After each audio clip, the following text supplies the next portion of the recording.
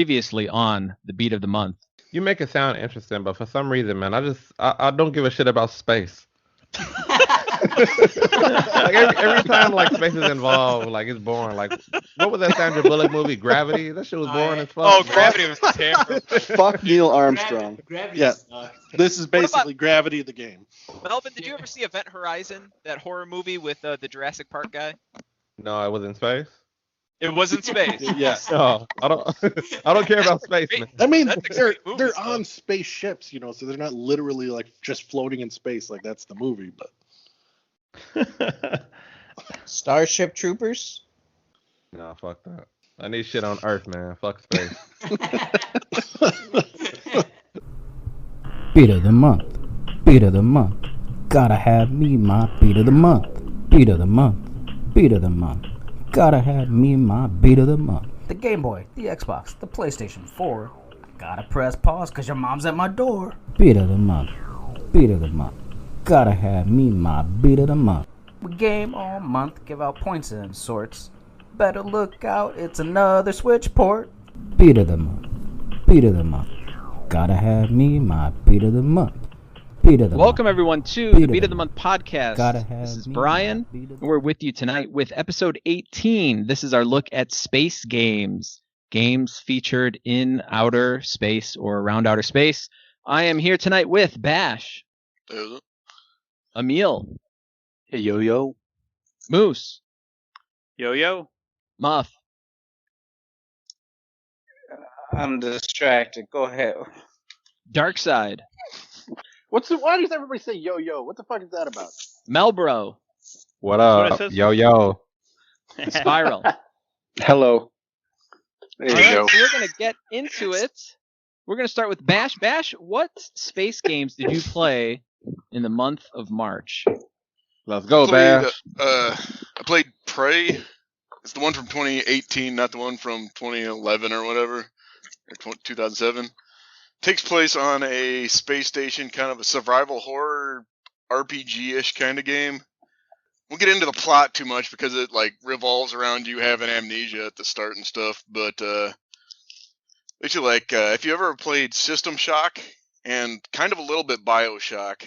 I've played Shocker before. I took the video. And like it's kind of like survival horror-y, and like you find upgrades and crap, but like the main gimmick of it is kind of the enemies, like these little things that like can camouflage themselves as anything. Then they just like spring out of nowhere and turn into this like staticky looking tentacle thing.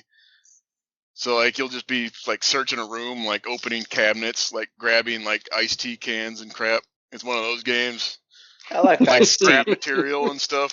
Like that's all the of a main sudden, like- objective of the game. You grab iced tea. For like 15-minute stretches, that is it. But then like a desk lamp, like right on the periphery of your vision, will turn into this tentacle monster thing and just like stab you in the side of the head.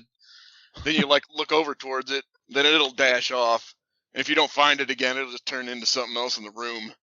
And you don't know where the hell it is. You can like take your pistol out and just start shooting random objects, and you might get lucky and hit it again. Or you might turn the wrong way and then you'll hear it like wake up again, and then you gotta try and kill it again. That's what keeps me going every day. I might get lucky and hit it again. Yeah. And it has a couple different little gimmicky things. It kind of has like would be like a freeze gun in a normal game, but it's like this foam gun where it can freeze enemies, or you can shoot like a big block of foam onto a wall. You can like make a stairway up walls and stuff, so you can take shortcuts around stuff. And Yeah, I heard that was really cool. When that game first came out, everyone was raving about that gun. not really all that complicated. I'm surprised not more games don't do stuff like that. When did this game come out? 2018. Okay. Yeah, I hear a lot of people talking about it.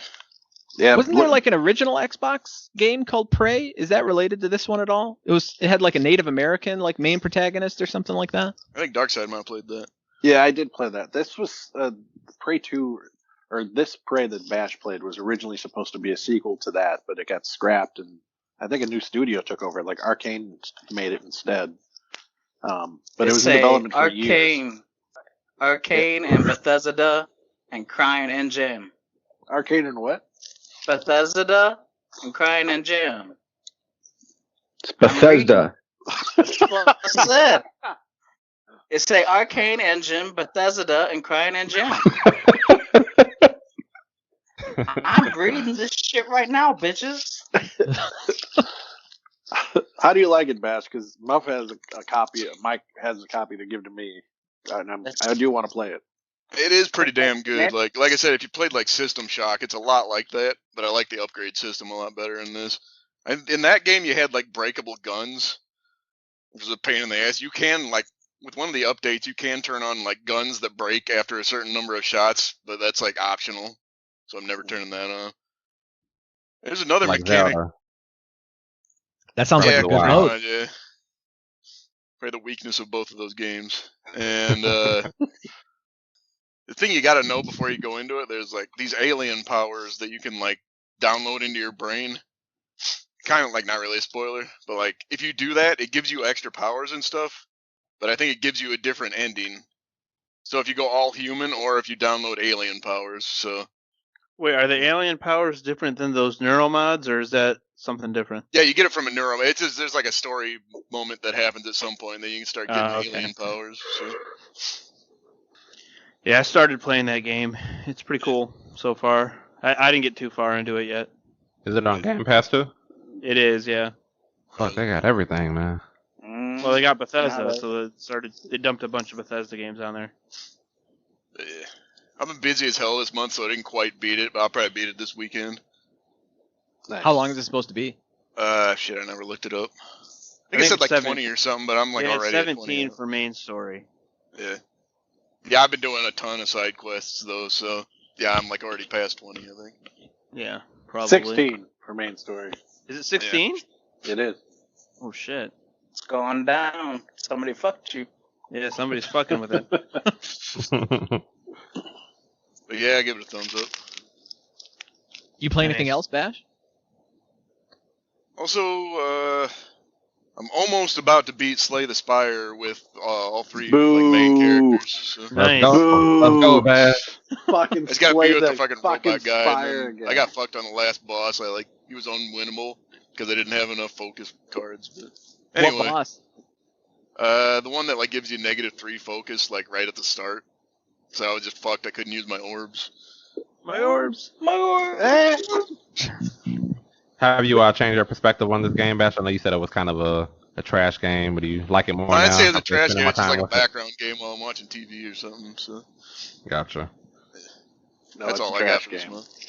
I'm the same way. I keep playing Slay the Spiral, just in between shit. So it's Slay good. the Spiral I like trying or different Candy shit. Crush, whatever, same game, you know. Yeah, them in the same game. You ain't no Candy Crushing. That's a definite cell phone game. I don't know how people are playing on like a console. There you go, Brash approved cell phone game. Emil, what games did you play for the month of March? Xenoblade Chronicles Definitive Edition, and also the DLC for that, Xenoblade Future Connected. It has a space theme in there, and No spoilers. it was awesome. I played, it was about probably 70 hours, I would say. I think how long to beat was 78 and a half. So yeah, it was fun. It was cool. I got to the final boss. I'm not going to spoil anything. I demand you spoil everything. How is it space? Boil it all. Oh, I can tell you guys how it's spaced, but that would ruin everything. No, So Brian, I'm not going to. just scream, cover your ears No, and scream. And Brian, then I Emil believe tell Brian us. said he's going to play it between now and when he dies. So that time period. Yeah. So Just still try to claim space bonus too. yeah, it was awesome. I really liked it a lot. I enjoyed it. The final boss kind of gave me trouble. I stayed up till about 1:15, 1:30. Couldn't beat it. Then I thought about it all night. Woke up in the morning, logged in to work, and of course I was still playing while working. And then I ended up beating it. But yeah, it was awesome. And then I ended up beating the DLC last night, so that was pretty cool too. Does That was the about. DLC introduce any new mechanics or anything like that? There was one new mechanic in there, which was pretty cool. Like it was like a type of attack that you got. You got like another like multiple, like a chain attack, and it was pretty cool because they introduced some new characters in there, and those characters helped you out. But yeah, it was really fun. The DLC I think was 10 hours for main plus extra, and it took me about 8. So, but I didn't finish all the side quests or anything. I mean, I still have a ton of side quests. But the game was awesome. I want to play Xenoblade Chronicles 2, but right now it's going for like $120, and I think the DLC for that one is going for $100 or something too. So I think Nintendo like stopped printing them or something, like the physical copies. I could get it digitally for normal price, but I want that physical, right, Brian? Oh, you got it physical. Man. What's this? So on the Switch, man. Yeah. $100-something for the Switch? Bullshit. Dude, I was so mad. I was like looking for like 2 or 3 days, like online, like looking at every site, trying to find like GameStop. I was looking. Basically, I think I'm going to borrow Smooth's copy from Moose until either the price drops or they print out more copies. So that'll be my Smooth's a workaround. good guy. Yeah, Smooth is a good guy. Yeah, he you might doesn't need, even know. you might need to reach out to Smooth if you want to do that transaction. Just I don't even think Smooth would notice, so I'll probably just scoop it from you. oh shit. I'll Be a text man Smooth. of honor. I mean, I'll text him, but we'll see if he responds. I'll text you, be like, I did this, deal with it. Hey, Smooth, I'm borrowing the end. But yeah, it was fun. It was cool. I haven't really played anything else.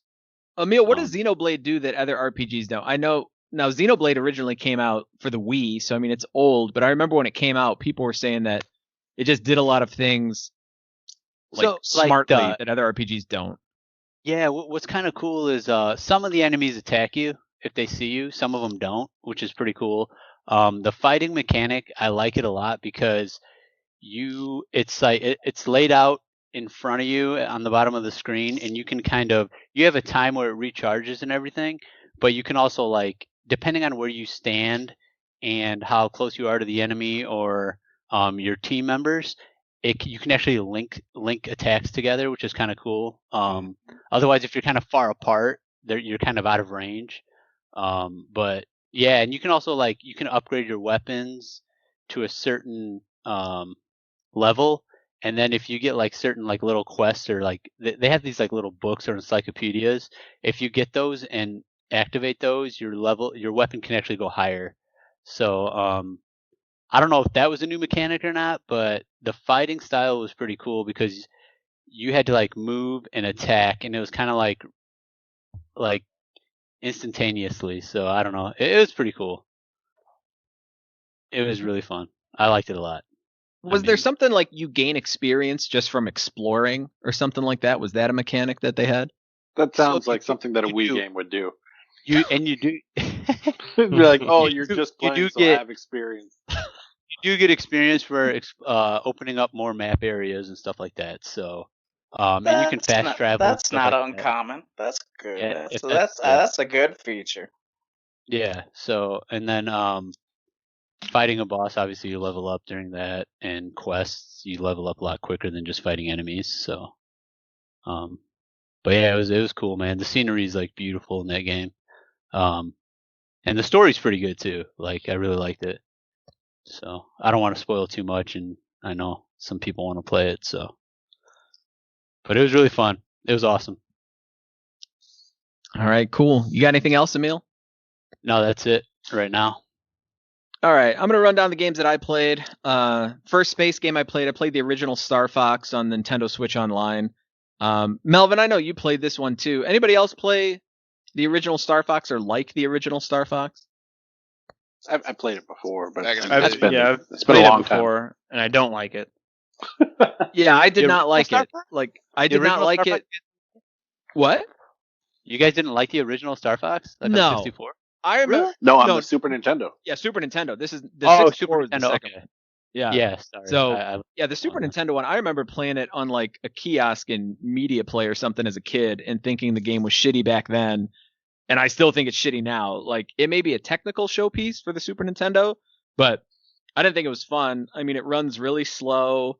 It's like the frame rate is slow, and then it's hard to tell if you're dodging bullets, and like sometimes you'll just take damage way more than other times. So like you'll run into something and it'll like take down like a third of your health. So I mean, I was spamming like the rewind feature of the Nintendo Switch Online to be able to beat it.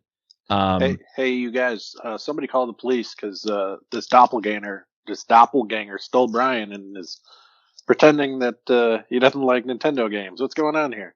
Yeah, I, you think I'm just this Nintendo fanboy shill, and that's not the case. They're almost always perfect, but this one, they're almost was always perfect. Yeah. It's some bullshit. So, I mean, Star Fox 2 got shelved for 20 years? So that's probably, I mean, I know why they did it, because they had Star Fox 64 coming out like not that long after, and they wanted to focus on the 64 being 3D games and not the Super Nintendo. But yeah, I mean, I did not enjoy Star Fox that much at all. I'll jump in too, Brian, since I played it too. So yeah, I agree totally. It's a shit game. It's very bad, but for some reason I have fun with it. I don't know why. Oh yeah, you had a good time with it? I did not have a good time with it. It was fun. The rewind feature, I think, kind of made it fun. If I didn't have the rewind feature, I would have liked it at all. But I think it was kind of fun, just like seeing how bad it was and just laughing at the game. Well, plus it's short. That aspect. I mean, Short. if you're very playing, short. you're playing like a 10-hour game that's shitty all the way through, you're gonna hate it. But if it's just an hour, then it's not a big deal. Y'all You couldn't got a really, record like, of tell. playing some shit games though, like Last of Us 2. Muff, you don't know. Oh man. Muff, no. You do not know. Muff, no. Muff, don't understand. I have a serious question though, y'all. What came first, Star Fox or Rocket Raccoon from Guardians of the Galaxy? I have no idea. Is that an old comic, Guardians of the Galaxy? I have no idea. He probably showed up in like this. It sounds like 70s? a 70s character. Or Yeah. something. Stan Lee was probably doing a lot of blow, you know. Did you guys watch that? I know some of you guys probably saw part of it, but that High Score documentary series or docu-series on Netflix? I watched some of it. One of the episodes was about Star Fox on the Super Nintendo. I don't know if I saw that one then. It was pretty. You would probably like it because I mean it just goes about the history of like how they came to that game and decided to make the game the way it was.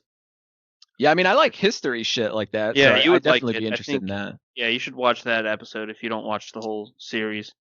So was Star Fox a big deal, like when it first came out, in terms of? I know it was like a showpiece thing, but was it like the first game that ever did like 3D polygon air flight type stuff? I mean, Probably on a console. Might have been Yeah, like the first Super Nintendo one. yeah, I don't know if it was like the first, but I'm sure it was one of the first. Yeah, like Bash said, it was probably the only one on Super Nintendo that had like 3D graphics like that, because it had that Super FX chip like built into the cartridge. So I mean, it utilized like extra stuff to even be able to work on that hardware. There was some like shitty polygon games on Super Nintendo that ran at like 5 frames a second and stuff. But Yeah. All right, the next game I got, Journey to Silliest. So this was also on Nintendo Switch Online. It's like a Contra clone, but it's not as good as Contra. So I mean, there's not a real reason to play it. I mean, it's cool that like they add these games to Nintendo Switch Online that like you probably wouldn't play otherwise, and they're hard to get a hold of. Like Journey to Silliest is not a cheap game if you want to get it for NES, but it just wasn't that great. I mean, one interesting piece of trivia, it was supposed to be a Terminator game, and then they lost the license, so then they just changed it to Journey to Silliest. But like you see like the T-800s or whatever walking around, and it's very clear like at some points that it's supposed to be a Terminator game.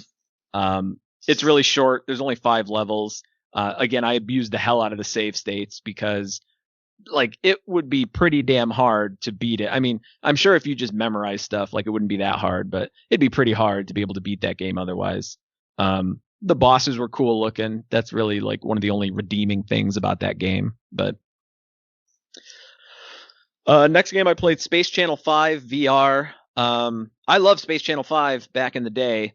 And this game is not very good. I mean, the original game was short, and I guess back in like 1999 that was okay.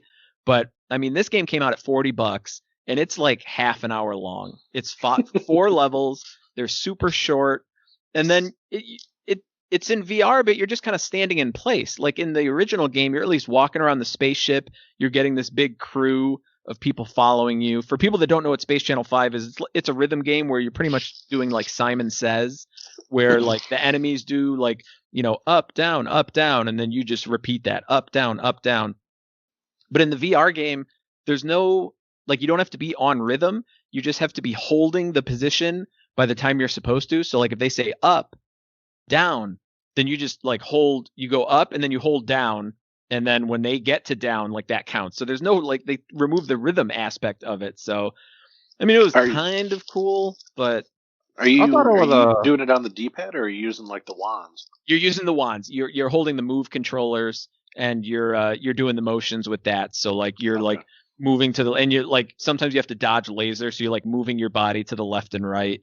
But I mean, for $40, they reduced the price now. It's $25, but I mean, I would say $5, unless you're like a super big fan of Space Channel 5. Then I would say 10 at the most. And then there's DLC. Like, it's only $5, but it's like you're gonna charge DLC for this fucking game? It was unbelievable. So that would be a hard pass for anybody thinking about it. And I like Space Channel 5 a lot, and I pretty much I bought it because it was the physical edition finally came out through limited run games. So I mean, it's more of a shelf game to like complete the series than it is to like have fun playing it. The last space game I played, then Dead Space. I'm not done with it. I'm like about halfway through Dead Space. It's pretty fun. I mean, there's a lot of jump scares. It's definitely scary. Like, there's something about being in space that is just inherently scary, and then when you add like horror elements to it, I mean, it's very creepy. There's one sequence where like you're in this plant section where they're growing all these plants, and the watering system kicks on, and like that scared the hell out of me. And it's just like all they're doing is watering the plants. But yeah, it has really good sound effects that fuck with you. Yeah, the sound design's amazing. Like, it really adds to the intensity of it. It's cool because the game wants you to focus on dismembering enemies, like shooting their limbs rather than just shooting them in the head or the body. So it does add like a twist to it, to where you want to take out their legs, but then they can still crawl after you. So then you want to shoot their arms and stuff like that. So that's cool. The guns are really cool.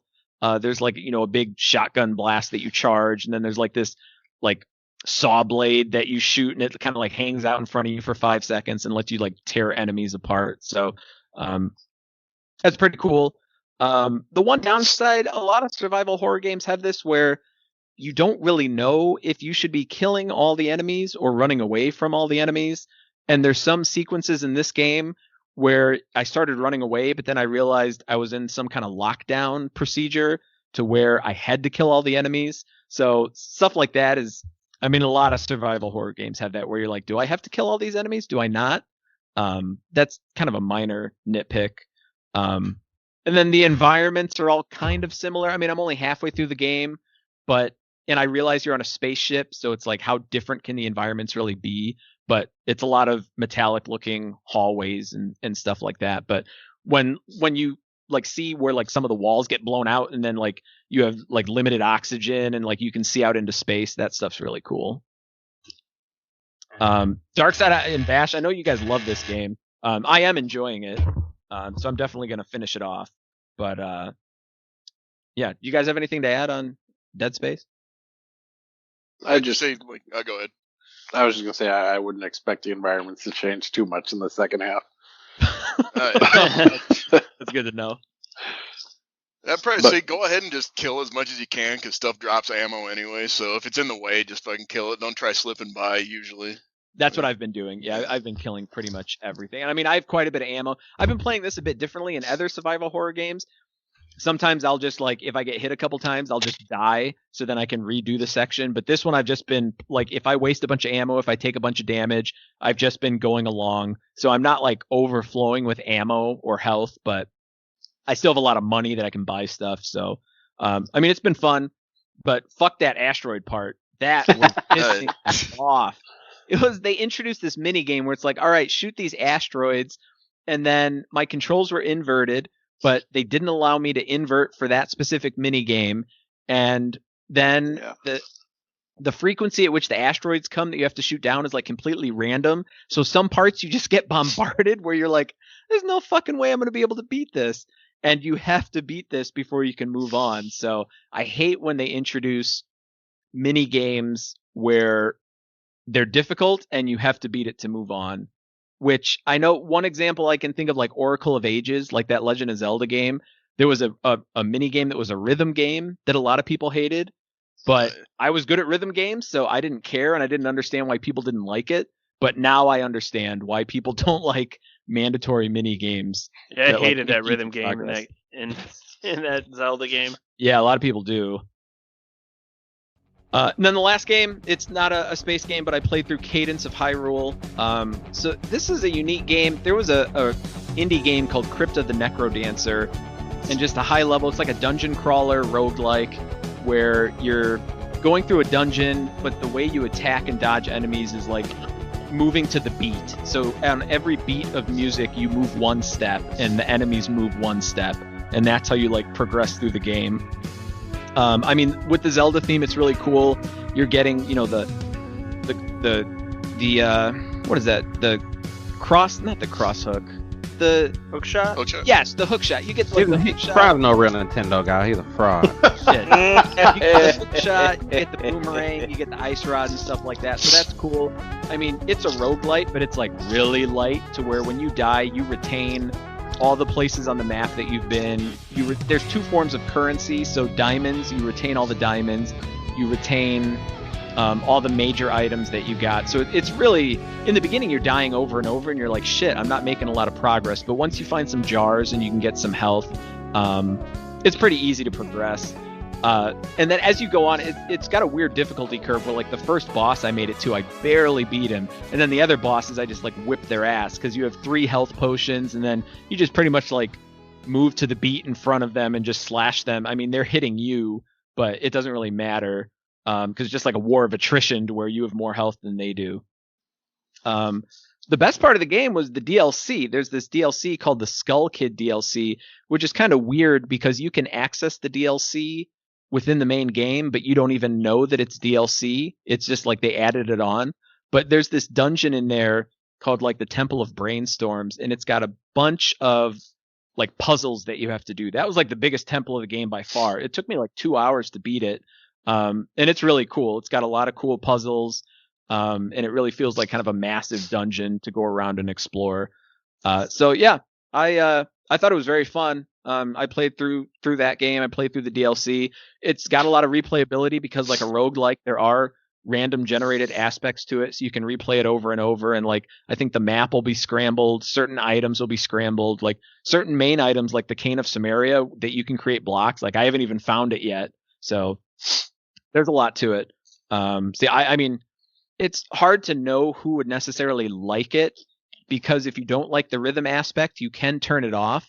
But at that point, I mean, I think the game's going to be like piss easy, and then it would kind of defeat the purpose of even playing it. I don't think it would give you like a Zelda experience that would be fulfilling if you turned off the rhythm part. But it's neat. It's an interesting game. I didn't know you could turn it off. Yeah, you can turn off the rhythm aspect. Crazy. Yeah, but it'd be kind of pointless to do that, in my opinion. Seems like it would just destroy the game, because that's like what the game is based on. Yeah, it would be like removing the main mechanic of the game, and then I mean, you could beat the game super easily then if you don't have to go to the rhythm. Hey Brian, you also play Crypt of the Necrodancer? That's why the reason I'm asking, because I'm just wondering, like, was this game fun to you because it was Zelda themed, or is it actually a fun game? Period. Being Zelda theme added a ton. I have no interest in playing the original game after playing this. I mean, it's been on sale for like $2. I have not picked it up. And I like rhythm games too, but I don't necessarily love like roguelike type dungeon crawlers. And I think the original game has more roguelike. Like I think they scaled that back a lot for the Zelda version, probably because they knew it was going to hit a much wider audience. So the Zelda theme really is what sold it for me and makes it fun. Gotcha. And the music. I bought the original one for like $3. I haven't played it yet. Yeah, I mean, if you like that at all, I would definitely recommend getting the Zelda one. I mean, the music is a huge part of it too. The game is hinging around music, and you're playing through with all the Zelda music, which is great. So that, yeah, it's a huge part of the game. All right, that's all I got for this month. Moose, what'd you play for the month of March? So I played a lot of games actually. But on theme, I played Nier Automata, and I know Spiral played it recently, and that's what got me to jump back into it. The game was really fun. I liked the combat a lot. It was kind of like a flowing combat. Spiral went into it kind of in detail, but you can melee and you can like shoot at the same time. You got this little like robot that follows you, and basically you could shoot the whole time as you're slashing. So that's pretty cool. The main gimmick of the game is that there's like 26 endings, A through Z. So A through E actually have story elements to them. And once you beat A, you basically restart the game from a different perspective, and it's a little bit shorter. And you constantly do that for A through E. Like the game gets shorter, and you play like as a different perspective, different character. It was a lot more fun after Spiral. Had a good time with it, I guess. But what's crazy about this game is it recently went to Game Pass on PC, and it has like all these updates and I guess DLC. I don't know what the DLC is, to be honest, because I think it's like baked in to the game, where it's not like a separate section. Or if it is a separate section, it must be like Time Attack or something weird that I wouldn't even play. But the crazy thing on PC is this game's getting review bombed on Steam because the updates that I guess are partially game breaking are not being applied to the Steam version, and like Square Enix is just like ignoring the Steam version, so it's getting review bombed on Steam because it got released on the Microsoft Store. I thought that was kind of funny. The other games, Yeah, that it's I weird played, that they wouldn't update all versions of it. yeah, it's like the version that's on the Xbox Game Pass is Nier Automata Become As Gods Edition. So I know there's like a Year of Yora or something like that on the PlayStation, and I think that probably has the updates. But the one on Steam does not for some reason. I don't know what the reasoning is there, but it's pretty crazy. Another game that I played, it was actually DLC for Star Wars Battlefront 2. I played that Resurrection DLC that I think is just part of the game. It took place like 10 years after the end of the main campaign. It was really short. I think it was like an hour and a half or something. Yeah, she was old. Yeah, she was old, so it was like 10 years after. It was pretty cool. I mean, the game's, it was like kind of more of the same for the most part, but I enjoyed it. It's pretty fun. The last space-themed game I played was Ratchet and Clank 2016. It was the free play-at-home game. I know Melvin loves it, and it was just Hype train. yeah, it was Got to big give it time away hype for train. free, I guess. Yeah, and so it was on the PlayStation Plus collection, right? So you got it if you have a PS5 with PlayStation Plus, but then you can have it outside of PlayStation Plus for free because of the Play at Home initiative. The game was just okay. I mean, I didn't hate it or anything, but the last couple levels, like the difficulty, like jumped up like an insane amount, and I don't know what it was. I think it was just like a bunch of enemies. The second to last level had like a shitload of enemies that you had to like fight through to get to the next section. And I did it like, I don't know, 10 times or something. I just kept on getting my ass beat. It sucked. Because if you fall off during that section for some reason, you don't respawn, like it starts you over. The last boss I thought was way harder than anything else in the game too. It was kind of annoying. But I mean, overall, it's just like it did everything okay. It didn't do anything like extremely well. Like the platforming was just okay. Like shooting mechanics were okay. The puzzles were pretty easy, but they were okay. Like nothing I thought stood out other than like the art style. It kind of felt like you were playing a cartoon. Like the art style was smooth, and then like the cutscenes and stuff, like it just felt like you were watching like a Pixar movie or something. So it was kind of like I could see people liking that sounds cool. aspect of I it. would Yeah, like but that, it's just not for me. I don't know. I'm probably not going to play another Ratchet and Clank game based on this one. Moose, Melvin, your rebuttal? I have never been more disappointed in you. Hey man, I'm a Slay the Spire guy, All right, so God. the games off theme that I played.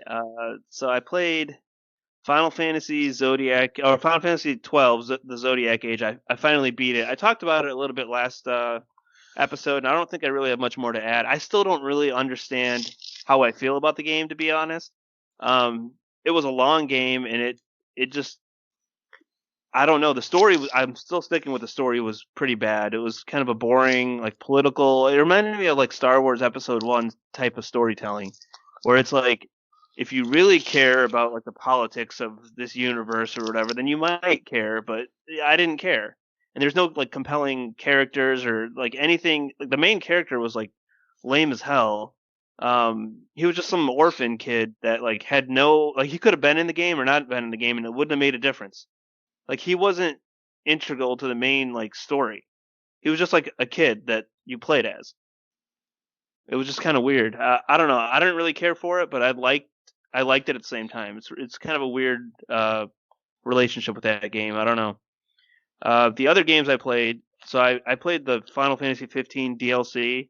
So there's 4 different episodes that you play as basically all the side characters in the game. When I first beat Final Fantasy 15, you could only play as Noctis, the main character. You couldn't switch between characters. You couldn't, like, they would just basically be on like autopilot. But now you got to play as each individual character. They all had different combat styles and stuff. And they all had stories that progressed into the main story and kind of like added value to the main story. It was pretty cool. Yeah, there's 4 of those. So each character, Gladios, Pronto, Ignis, and then like the main villain had his arc, and you kind of sympathize with him a little bit more on how he turned evil and stuff. But it's Final Fantasy 15 is one of those games where it's like, it's cool. There's a lot of media surrounding it to get you like the whole story, but it's just one of those Final Fantasy games where you can't really recommend it until somebody plays it and decides for themselves if they like it. You know. How much of that other media have you consumed? I consumed it all. So there's like a CGI movie. The Spirits Within. No, it's new. We saw that in theaters. Me and Moose did. We did see that, and I remember not liking Oh that. man, 2 hours well spent. So it's it's called what the hell's it called? Starts with a G or something like that. Yeah, it's like Kingsglaive. Kingsglaive. Kingsglaive. Yeah. So that's like a prequel to, like a direct prequel to Final Fantasy 15, and that was pretty cool. There's I think 5 episodes of like an anime that Square Enix put out on YouTube. It's all in Japanese with English subtitles, I believe, and it was good. I mean, it got you to like relate to the characters and learn about their backstory and kind of how they interact with Noctis, the main character. So each episode basically focuses on all the side characters and his relationship and how they became friends. And Noctis is like a prince, and they all became friends with him one way or another, whether they were working for him or his dad. And then they ended up like developing like a pretty good bromance. Yeah, so I think that's all the media. I believe there is a PlayStation VR fishing game based on Final Fantasy 15. Darkside, can you keep me honest here? I think there is. Something of the Deep. I believe, yeah. I think it's branded Final Fantasy 15, something like Songs of the Deep or Fishing of the Deep or some bullshit. Because there's a DLC that has fishing. It might be the same thing, but just in VR. I don't know. Maybe. Yeah, I don't know much about it. Moose doesn't really know about Final Fantasy 15 if he doesn't play the fishing game. I played a lot of Final Fantasy 15, probably over 200 hours total. Oh my gosh. Yeah, it's pretty crazy.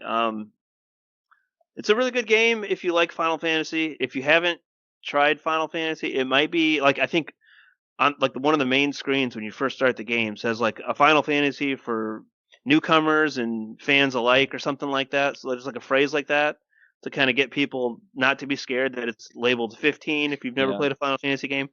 But it's cool, and you like, I remember back when I first played the main game, like I didn't really enjoy the main game at first. Like you start off like, you know, you guys are doing like a road trip, and really early in the game, you have to end up pushing the car, and you have to do it for like a few minutes. Like you and your friends are just pushing the car because it stopped running. You ran out of gas.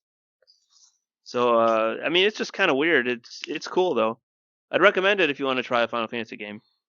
Yeah, I remember a lot of YouTubers making fun of that section. Yeah, I mean, it You was know, really like, what the hell am I doing? Kind of. Like everybody's putting it online, like, oh look at we're pushing a car. This is how Final Fantasy is now. Yeah, I mean, it's wacky. Final Fantasy 15. That sounds like Shenmue level, like forklift driving and like Yeah, stacking. it's books kind and of. shit. It's like a 5-minute long cutscene, pretty much. Like you have to hold Yeah, up during you're it. just like, though. Like, there's some banter going on, and you're just pushing the car, you know. And it's not like a common thing in that game, and you're not doing stuff like that very often. I don't remember that if you do anything like that again, to be honest, in that game. But early on, it's like, what the hell am I doing? But it was cool. Once you got used to it a little bit.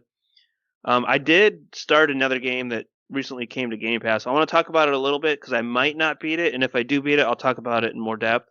But it's Genesis Noir. So this game, I mentioned that I started playing it in the group thread, but it's like a weird indie game with like a kind of like a hipster type art style. It's all black and white for the most part. I think there's like some elements of gold in there, but it's mainly black and white.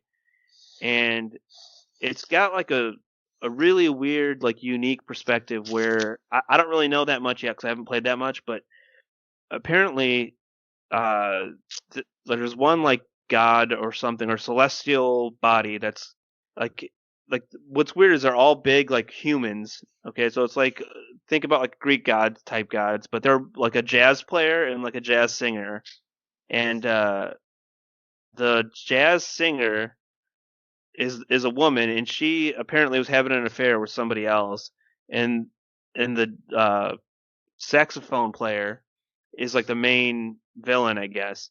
But he has a gun and he shoots her, and like I guess they equate that to the Big Bang. And as you're like standing outside watching him shoot her, you can like click on like parts of like the blast of the bullet. So it's like before it hits her, you're playing like creation, I guess. It's like really in weird. that split second, like the whole Yeah, in game that takes split place in that second, split second. Like the universe takes place in that second too. Is Yeah. what they're basically like the known universe. Like you're in the game, like planting seeds to open areas, and like you're like crops are being made, and like it's just weird. It's just I don't know. It's a game that if you have a chance to play it for free, I would definitely give it a chance just to check it out. There's a lot of puzzles in it. Right now I was like putting together like it's like almost in space. I was putting together like solar systems or like I don't know if I was connecting stars. I don't know exactly what I was doing, but I was like doing puzzles connecting like constellations or something. I don't know what it was because I didn't recognize any of the constellations, but it was weird. I mean, it's definitely a trippy game. I think it's interesting. I don't know. It got a lot of awards apparently, but I don't know how it got awards when it just came out. So I don't know if the demo got awards or if there was some like pre-release through Kickstarter or something. I don't know, but it apparently in 2017 it got some award, and the game just came out as far as I know today. It probably been sounds on like a PC hip for game. since then. What's that, Bash? Probably been on PC since then or something. Yeah, I thought, but I looked and there's no like record of it and how long to beat on PC, and like it still says it's coming out like today. I guess I don't know. I mean, Maybe it was some of on those Steam. games get awards because they go to some like indie showcase. Yeah, like that might have been Fez what it was that was. Fez got awards for years before it came out, and then like so I could see that being possible. Yeah, I'd like to go back. I got stuck on some puzzle because I'm not sure. It's almost like The Witness where you don't really know if you're doing the right thing in the puzzle because there's no like direction. Yeah. But the puzzles are more they're a lot easier than The Witness. But I don't know, like I was connecting these constellations and I was like missing one node and I couldn't figure out how to connect it because it's you can only make one line to another line. You can't just, go crazy and just make a bunch of lines. It was just I don't know. It's strange, it's weird. I kind of want to see where the game goes. So I'll probably play it again, see how I do. There was some update today. I don't know if it patched maybe the puzzle that I was stuck on maybe. Who knows? I'll check it out. But that's it. I don't have any other games that I played. Sounds like you probably need to smoke some weed first and then play. I think if you and yeah, there's some like psychedelic like screen changing like weird stuff. I mean, I don't know. I think it's a Brian game if I had to guess, to be honest. Oh Smoke- yes. Smoke 'em if you Smoking got 'em, weed. you know. Coming out on Switch, man. It should be on the Switch too. On the Switch? Oh, I gotta look into that. Yeah. All right, If they Muff. have a What? demo though, you guys should check it out. Everybody. All right, Muff. What you got for the month of March? Yarps Revenge, Atari. Played that on PS Now. Volgus. Volgus is also PS Now. That game is just like playing Asteroids. Play Lunar Land. It's exactly what it sounds like. You land on the fucking moon, get points. PS Now. And then Tell me more about that game. You just land on the moon and get points. Yeah, That's yeah. it? The end. So the name of the game is Lunar Land, and you land your bitch ass on the moon, and you get points. What'd you think of Yar's Revenge, Muff? That's a pretty well-known Atari game. It was fun for the flashback of Atari time, and to be able to pick up and figure it out, how to play within minutes. It was cool. But it's basic, but so I mean, like everything back 70s, 80s, like anything anyone ever thought about was space. So throw every video game in space. It seemed like, but it was fun. Pretty easy to pick back up and figure it out. So it's like Dark Side. It's basic, but still kind of fun to be around. That's right. Dark Side ain't no basic bitch. Oh, I'm a basic bitch, man. Give me my pumpkin You spice ain't a latte. basic bitch. It's over there. So now the best one that I've been playing, space theme, was Galactic Legions. That was fun. Again, PS Now. But that I would recommend if y'all had played Galaga back in the day. This is much updated, really pretty graphic wise, and again a lot of fun. Would have liked to have had bonus points, but Brian likes to bring me down every chance I get and remind everybody that I played that on February 28th. So it's not really counting for this month after all. Hey, man, I wish March started a day earlier too, but you know, calendar is a calendar, you know. We recorded on the Calendar. 27th, finished Hardly the knew her. 28th next. Okay.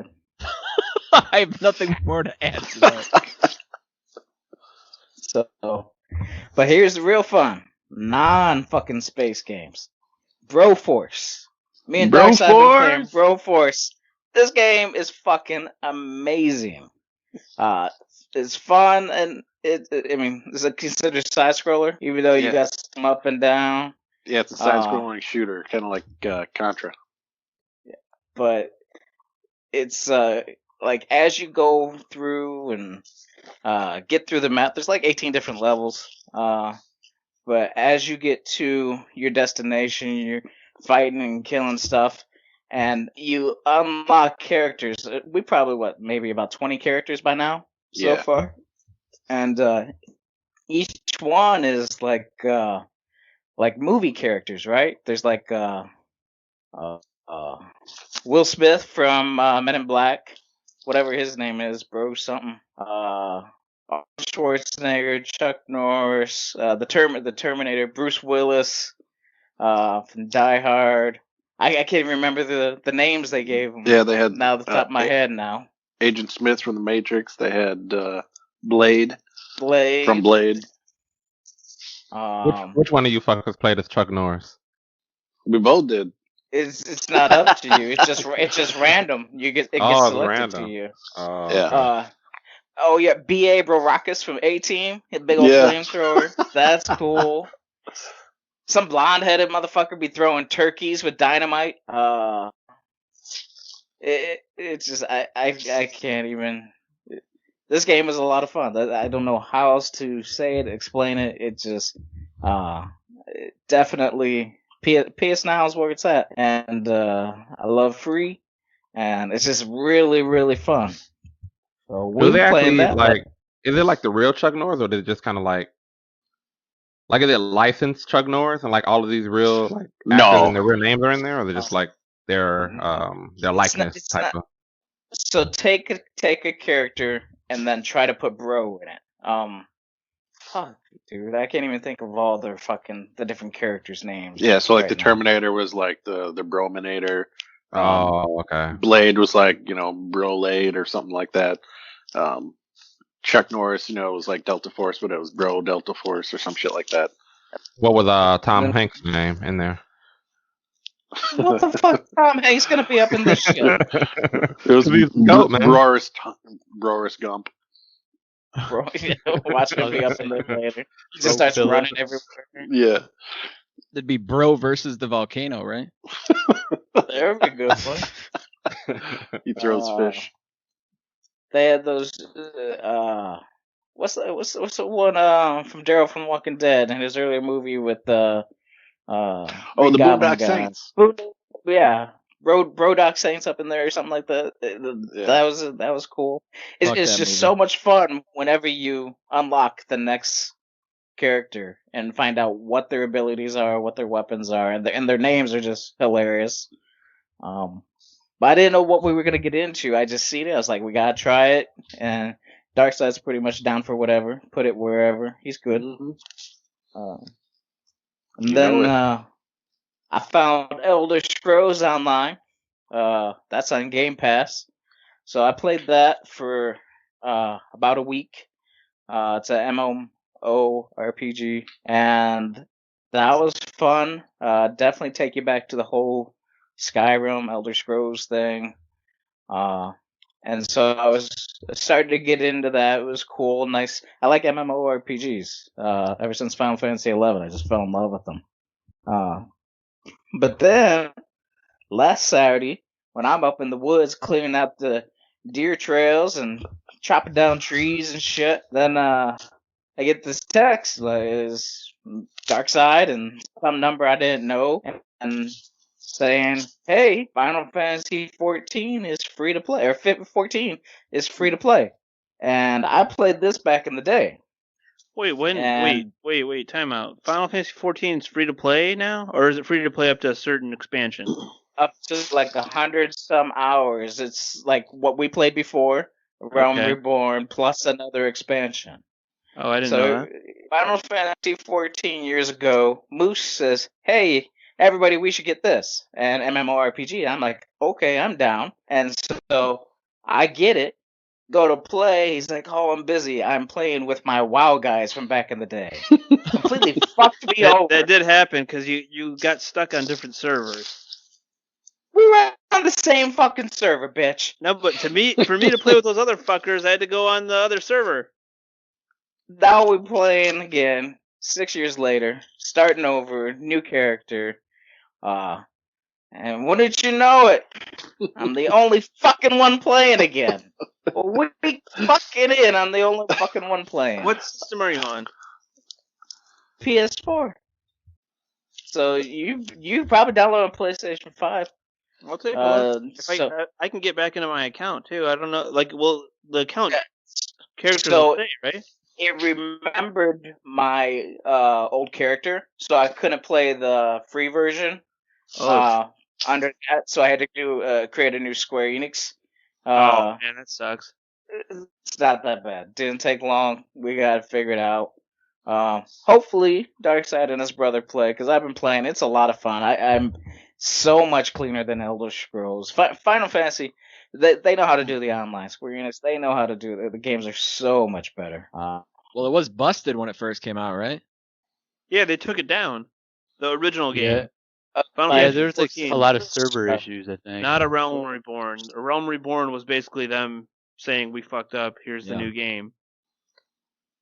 But it's there's still a lot of people on there. When I'm running around, there's probably a good 50, 60 people in the areas that I go to. So a lot of people still playing it. Yeah, it was a But cool it's really- game. It really is. Like I went to a couple dungeons this week, and was a lot of good memories. I'm using a different type of character this time. I've never really gone all mage before, so I tried that out, and I'm liking it so far. But other than those,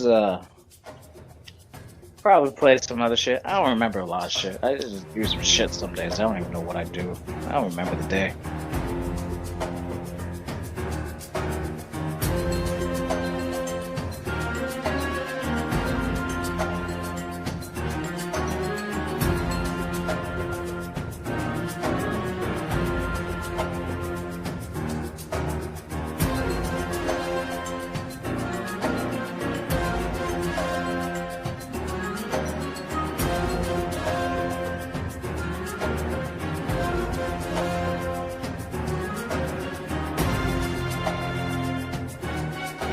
But Pokemon Go, I'm playing the fuck out of that, owning this fucking town. Motherfuckers, I done took a gym. I don't know if I've been told you guys this. I'm walking around a couple miles a day, and I go to the gym, and I take over the gym, and this girl, as soon as I took it over, come running her ass off around the corner. It's still cold out. She ain't got no coat on, but she seen I took the gym, she was pissed. So she come running, and she started fighting to take it back, and I just started laughing. I just let her have it. It was a good time. So it's Muff and like 3 8-year-olds playing Pokemon Go in this town, and Muff is acting like hot shit. Oh, I own this fucking town. I ain't got act shit. I own this town. So I've had one gym. I've had my one Pokemon going 10 days owning the gym. Ain't nobody be able to take that bitch out. And so today, I'm walking, just about done, and I see another gym far away. My team's got it, but there's only one player left in it, and they're almost dead. So I was like, all right, I'm going to walk over there, add me a character. So, to help defend it. So I start walking, and this fucking bitch about ran me over in her car, and I'm on the sidewalk. And I'm like, damn, this bitch crazy. Well, sure enough, she drove her car to the fucking gym to play, and she took over the gym. And she see me, and I still kept walking, and she was parked in the middle of the road. At this point, I didn't give a fuck. I walked right up to that gym, I whipped that ass, looked at her, shrugged, and she drove off. It was a fucking good day.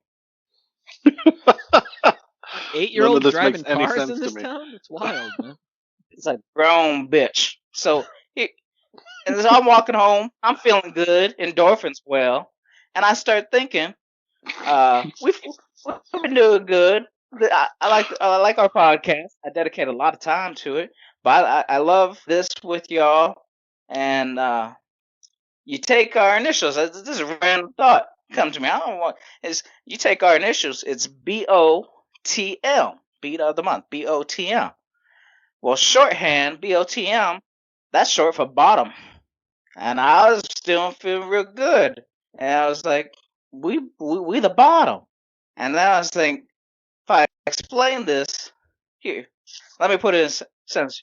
So when I say bottom, I mean like here, dark side. He is my bottom bitch. Yeah. So that's what I have been saying for a long time, man. People that listen to us are bottom bitches. You the bottom bitch. We all bottom bitches, bitch. You ain't no bottom bitch. Spyro ain't no bottom bitch. Spyro muted bitch. So very insightful, Muff. Thank you for that exploration of the beat of the month initials. Bitch, you gave me the mic. It's my time. All right, it's your time. Yeah, it's your time. You got anything else, Muff? I'm drinking my berry Pepsi. Berry Pepsi, huh? Ooh, that's a good one. Splash of blueberry. Did you have any other games, Muff, or no? No, I'm good. All right. Dark Side, what'd you play for the month of March? I played a bunch of shitty games, Brian. First thing I played was Dead Space Ignition, which was a companion piece to Dead Space 2. It's like an hour long, and it basically consists of a handful of mini games. And basically, It's designed like a comic book, where it has all the different comic book style cutscenes for about 45 minutes, and then 15 minutes of actual puzzle gameplay. Mainly just like trying to get the lights on or trying to get a door open, so you got to like do some circuit bullshit puzzles or have the dot go through a maze to get to the end type thing. Not very good, but it's on space theme because you're on a space station. So I downloaded that like just so I could unlock something in Dead Space 2. I think I got another suit. or oh something. yeah, you got a suit. I, Yeah, pl- I forgot played about like that. one puzzle and like I think I uninstalled it.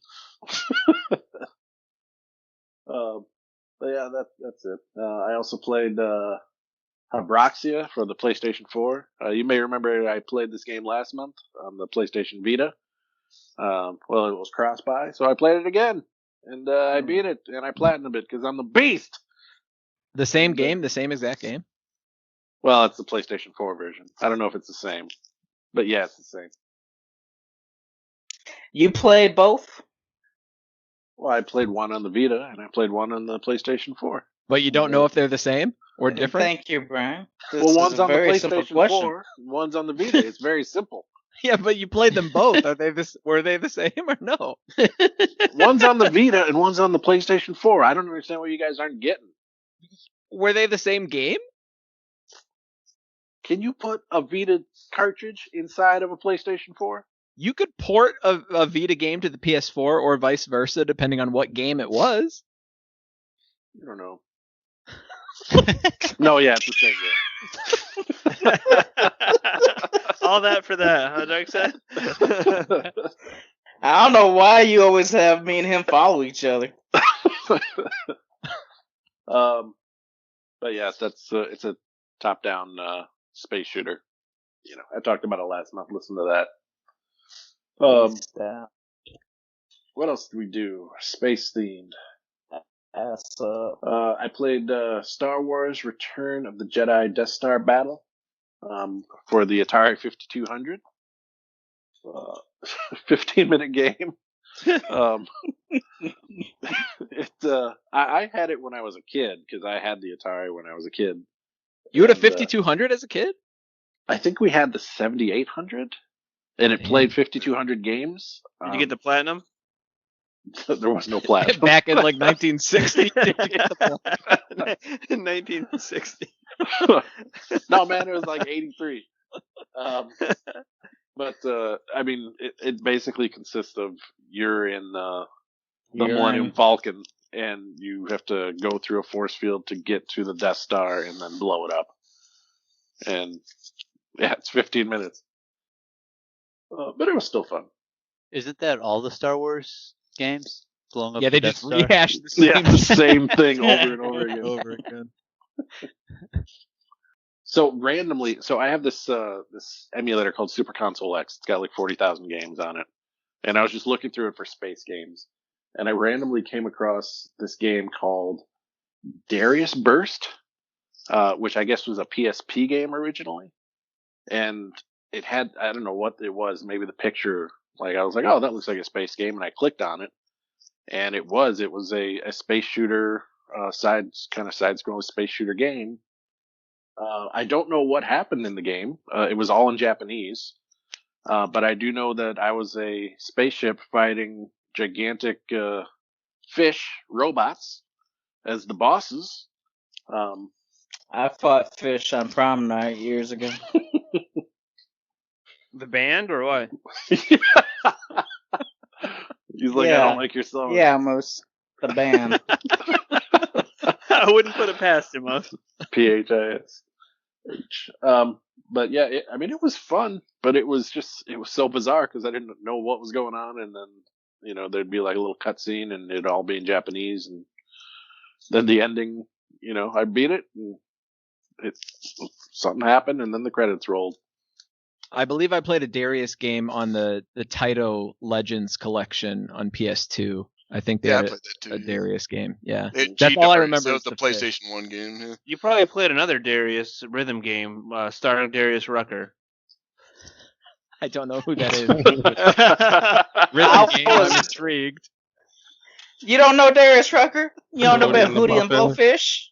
I know Hootie Wagon and the Blowfish. Wheel. He's a lead singer. Yeah, He's oh, I the didn't, black I guy didn't know from that. Hootie and the Yeah, he Blowfish. likes Burger King. Fairweather Johnson, man. I'm a big Hootie and the Blowfish He did fan. Burger King commercials. Yeah, with that Brooke Burns bitch. Yeah. She up in the Burger King racing game. Yeah, you know she's not eating Burger King. Oh, she eating Burger I King. wonder No, if Holy she's not. Assassin's still at Burger King. He is. Gallon of ketchup on the soda pop lid. Yeah, with his chicken nuggets. Playing Darius on the PSP while he's waiting for his nuggets to come out. Listening to Hootie and the Blowfish. Yeah, classic Holy Assassin.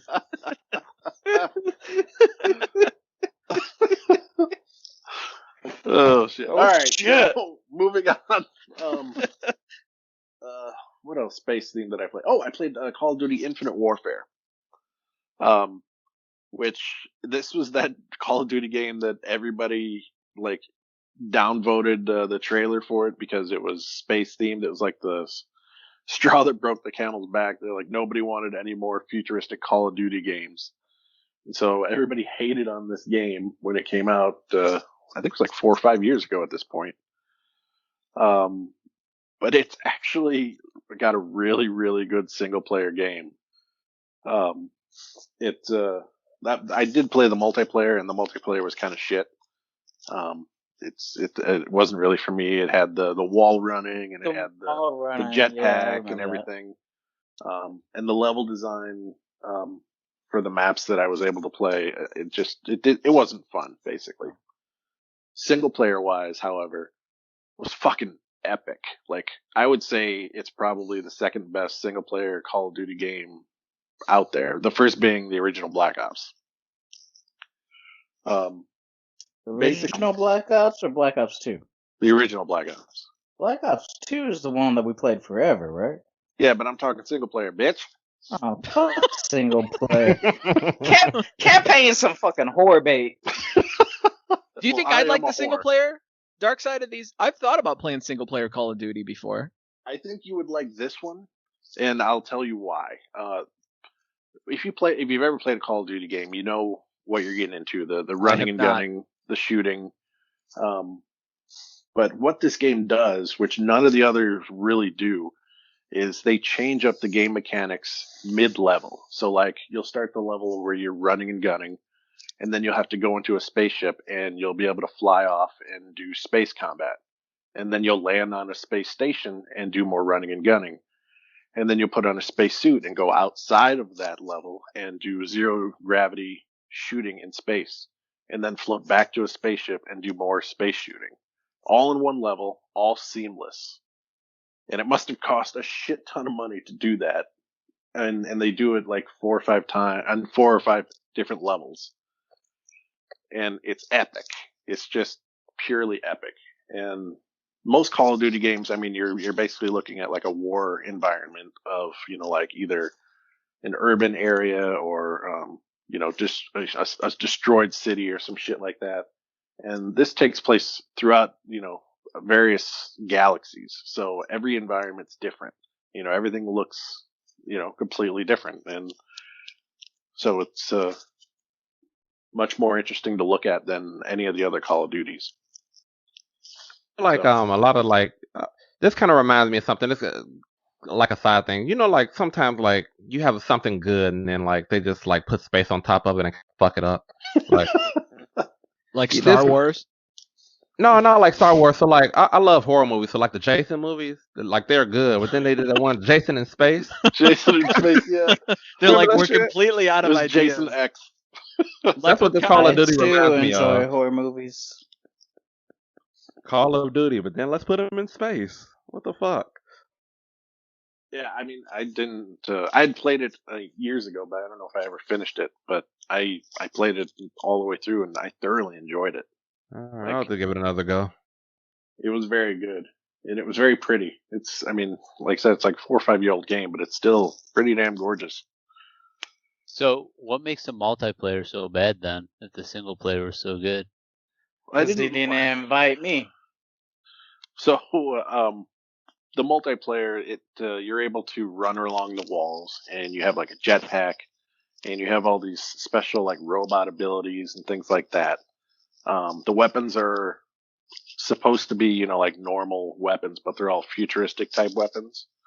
So everything kind of seemed to blend together. There wasn't really any personality to the guns, unlike some of the other Call of Duty games.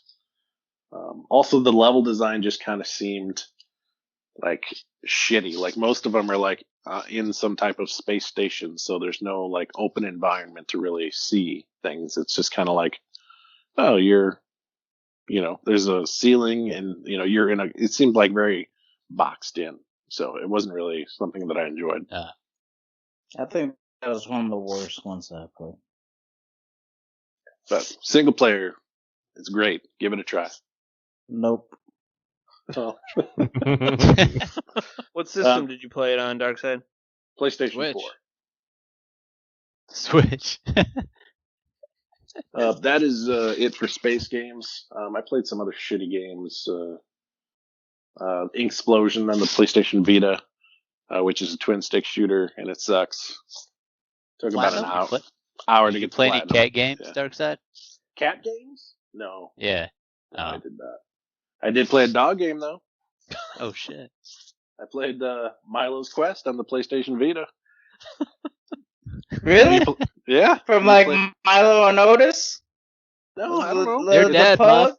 They're dead, man. That's an old movie. The Fuck dog's you, name is Brian. Milo, and he's got to go solve puzzles and pick up bones. And then at the end of the game, he fights a fucking jack-o'-lantern. It didn't make any sense. Is it a pug? Is Milo a pug? He was yellow. Oh, fuck. Old Yeller. you.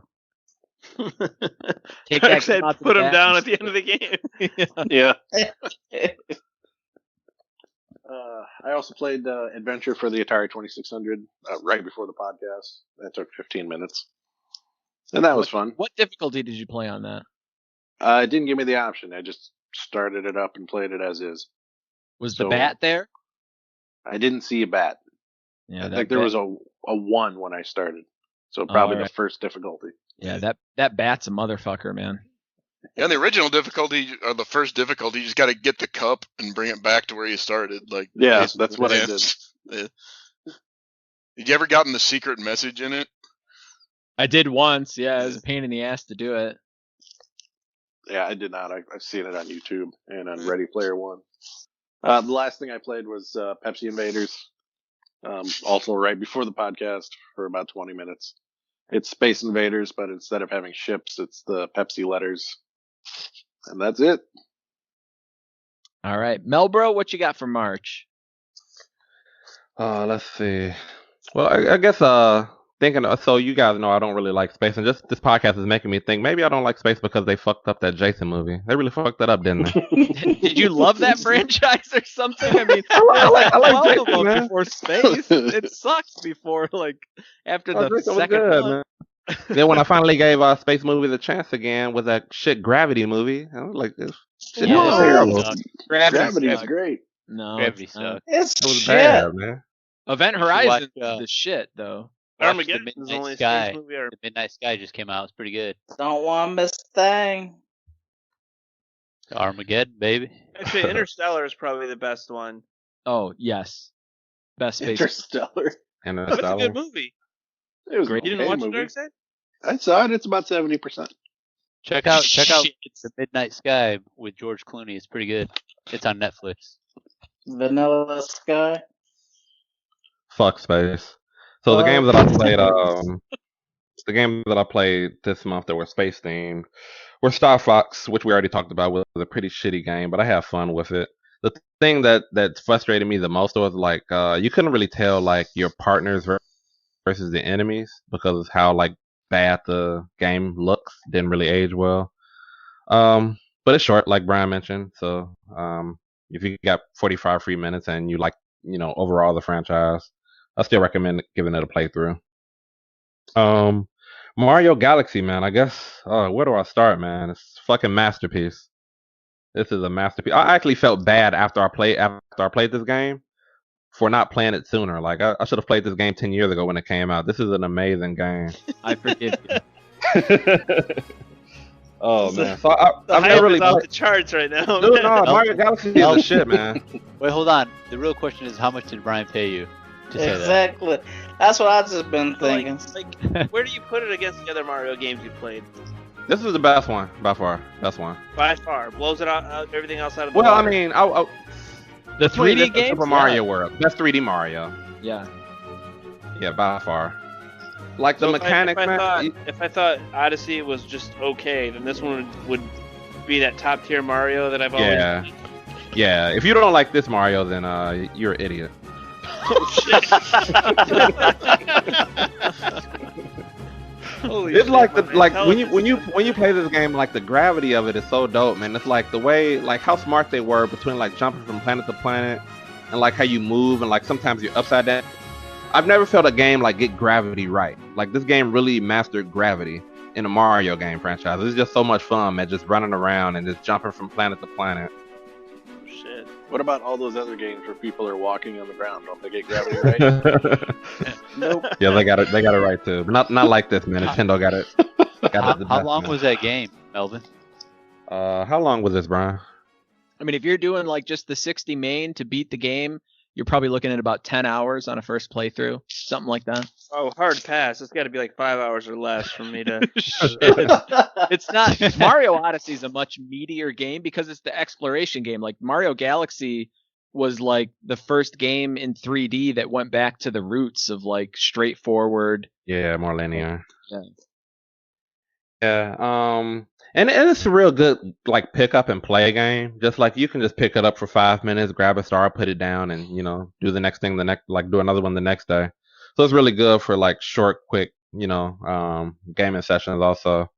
And the only thing that I didn't like about it, it's not necessarily the game per se, but it's just Nintendo did a shitty job porting this game. So I like to do all of my my gaming on the Switch and handheld, and they force you to use touchscreen for like a lot of the sections. It took me a while to get used to it. Eventually, I got used to it, so it didn't bother me as much. But I'm adjusting, man. I really hate that they forced me to use touchscreen in this port. It was kind of a lazy port job, I think. But I mean, won't I let don't that know take how away else you anything would from the do game. it. Like collecting those star bits and stuff. I mean, I guess you could have the second analog stick be the cursor, but that's also the camera. So it'd be tough if they didn't shoehorn that in somewhere. So how do you do it in the dock then? Oh, if you play it on the screen, you use motion control to collect Even those with stuff. the Pro controller? I believe so. I believe, yeah, you Oh, move okay. the I Pro didn't know controller around because it's got like gyros in it and shit. Oh, okay. A solution to that would be to just have Mario be magnetic to the material, so that once it gets dispersed, it just goes to him. But they're way in the distance sometimes. Like sometimes they're way off in the distance, and you're collecting them Yeah. because you Yeah, just have but- to like touch them to get them. Yeah, but I've seen other games do that. You'll get a special item and be like, oh, now all the coins will go to you. So you just could've walk just, in like- the area and they just get sucked in. They could have just like not put him in the background and put him closer to you so you can just run by him. Very minor flaw. Extremely minor. They don't really do Damn. anything in the game anyway, so it's not. Right. Yeah, Galaxy messed up on that one. But yeah, if you haven't played, this is a masterpiece. I definitely recommend it if you enjoy 3D Mario games. And by the time this airs, you've missed your chance because March 31st, they're taking that game away. Oh shit. Yeah, the day Mario died. Finally, geez. That's what they're saying. It was like 20. That's what the internet is saying. Finally, huh? Is this like the vault or something, Brian? It's like the Disney Vault, yeah. And you'll be thankful when they bring it back. Defense to the end. Friends to the end, Chucky. So the last space game I played was Star Wars Jedi Fallen Order. This was a pretty dope game too, man. I really enjoyed this. A lot of aspects of this game. I feel like I compared this to Control a lot, and this is what like Control should have been if it wasn't a shit game. They really got like you really felt like a Jedi in this game. They really got those mechanics right in terms of the Force and like the way you can like grab enemies towards you and push them away. The Force felt cool as hell. And visually this game was gorgeous, man. On the PS5, they did an update to it recently for the enhanced graphics for PS5. It looks stunning. And just like moving around with the the mechanics of the game, man. Just running around with your lightsaber, chopping enemies in half. It was just a lot of dope combat in the game, parrying and everything like that. Sound design of the game was credible. Like when you would pull out your lightsaber and you would hear like the ooh, it just sounded cool too, man. So I enjoyed it, thoroughly. The only thing about this game that caught me off guard was this game is like a legit Souls style game, called like hard as hell. On normal mode, this game is gonna take you a long time to beat. Like you really have to be very accurate with your parrying.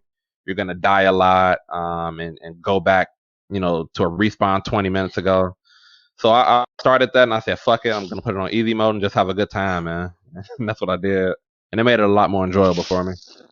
Yeah, I keep meaning to go back to it. I think I'll give it another try. It's the main character is that redhead guy from what's the name of that show? He was on Gotham. He played Jerome. Yeah, He was Gotham or also Shameless. on Shameless. Yeah, Moose doesn't like him because I think Moose wants to be him. Yeah, I want to be him. I don't like him because he reminds me of Brian and Muff. That don't make man. no damn sense. I get enough of you guys in the podcast. He must be a cool guy then. The last I want to mention about this game, though, this is one of the best endings in a video game I've ever played. Like, the ending's gonna catch you so off guard, and it's so dope. The last level, man, it was amazing. It was definitely an enjoyable experience.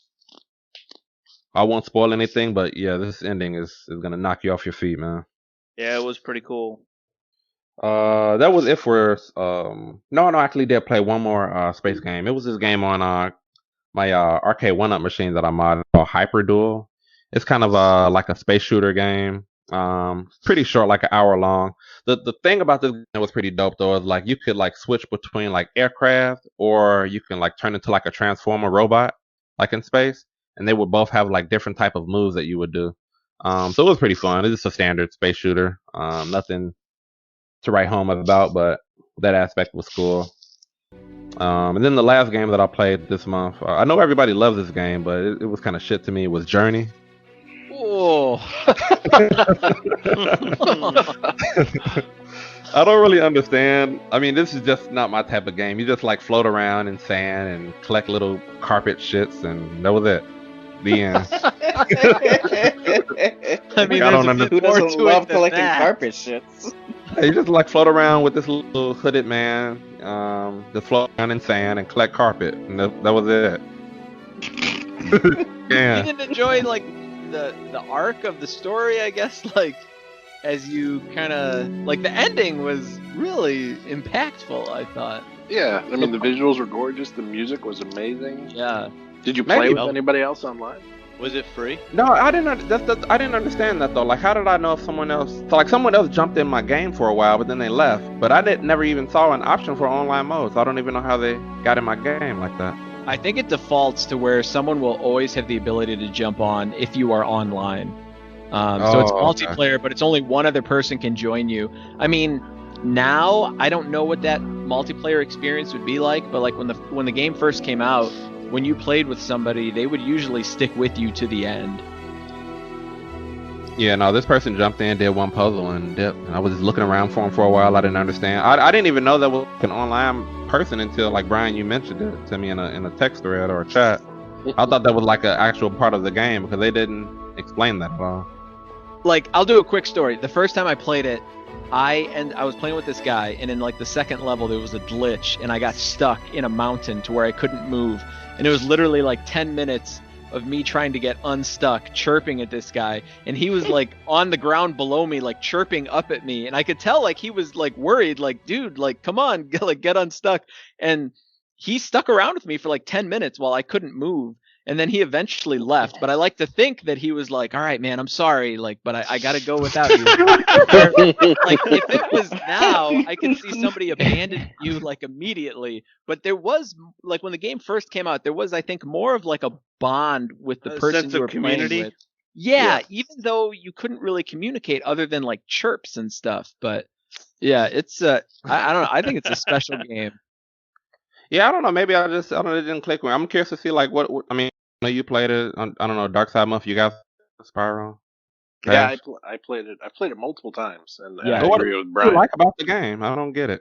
it's like a movie. It's like a 2-hour experience, and you go through the journey, and it's not difficult in terms of like gameplay, but it's just like the different settings, and it kind of has like a somber tone throughout the entire game, and then like the climax. I don't want to spoil. I mean, it's old, but like just journey is like in the name of the game, like the journey you take through the game. I thought it was a complete story arc, but it was also minimalistic. Like there's no plot really. There's no talking to the nothing at all.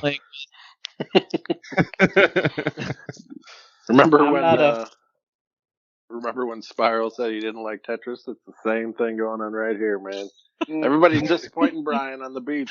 I mean, if you guys don't like great games, that's on you. I don't know. I thought you really liked Journey, didn't you? What'd you say? I probably liked it. It's an easy I thought platform. Darkseid really liked the game. Oh yeah, I love Journey. And yeah, that was it for me, man. Float around in some sand and collect some carpet. Bash, what are your thoughts on Journey? I don't think Bash was a huge fan of it either. Yeah, I never even bothered playing it. It looks like nothing. You're right. Man. Yeah, give me something more than running around. Like, you don't do shit. Yeah, you don't do anything. That's my thing, man. Yes, you do, man. You gotta find the things to make your scarf bigger. Then you gotta solve the puzzle to move on to the next section. But is it free? Near the end, there's enemies that you gotta fight, and then it's on sale now for like. There's the winter section. You gotta stay out of the cold.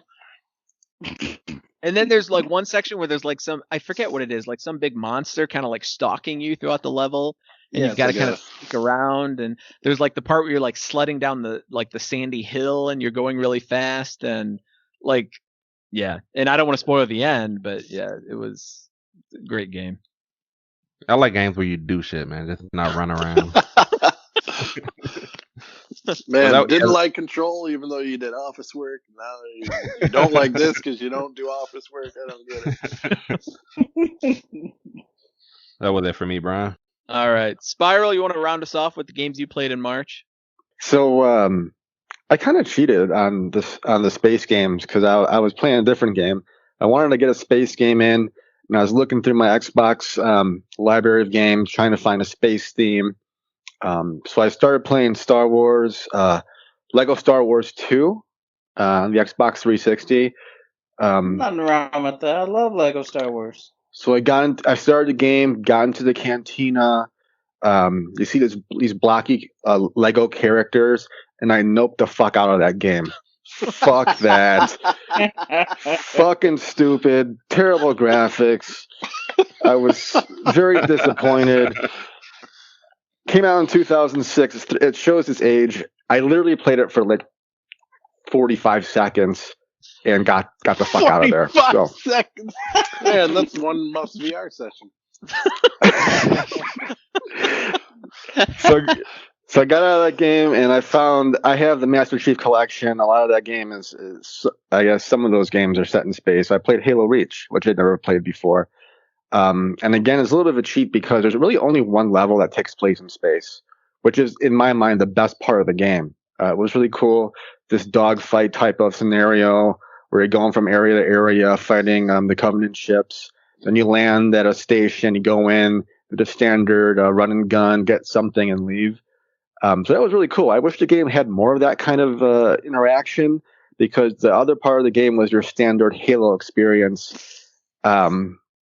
Which, I don't know. I'm not the biggest fan of the Halo campaigns. Some are memorable, like the early ones, I think, like Halo 2, Halo 3. But Reach for me wasn't very memorable, just because I know it was received well back in the day, but for me, it lost its luster. It was more of the same. It was just jumping in the Warthog, driving around, attacking, getting weapons and things like that.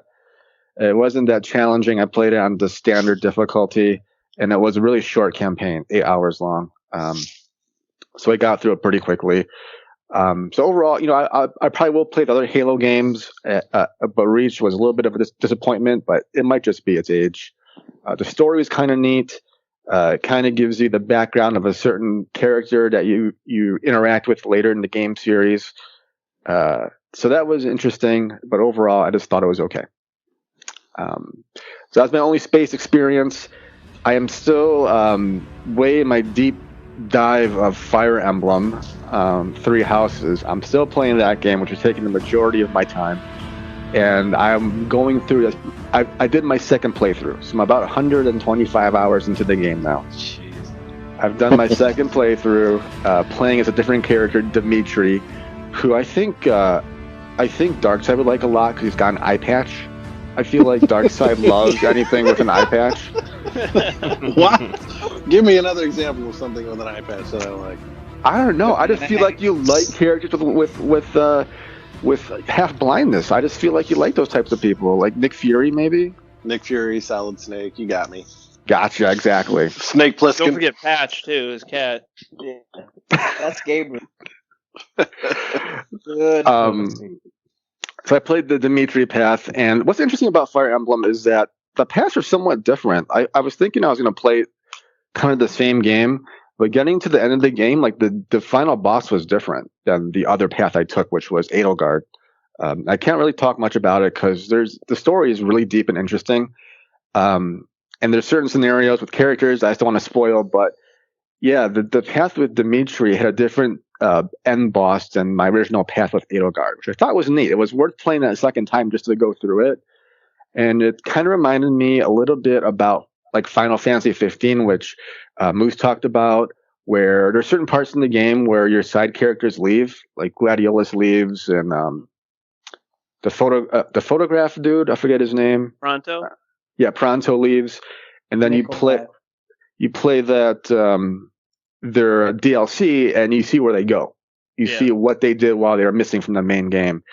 And it's kind of a same kind of scenario with Fire Emblem, with certain characters, they go missing from the other houses, and you kind of see what they went through in these other paths that they took.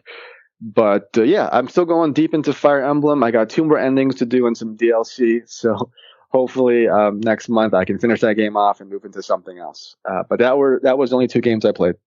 Are you planning on beating it with all 3 houses eventually?